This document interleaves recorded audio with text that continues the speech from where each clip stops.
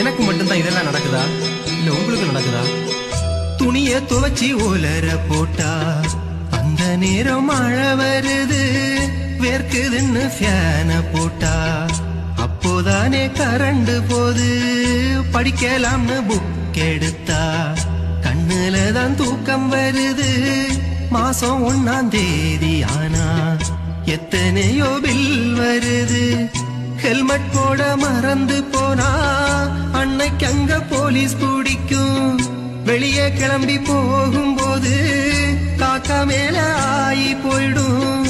ஏடிஎம்ல பணம் எடுக்க போனா டெம்பரரி அவுட் ஆஃப் சர்வீஸ்.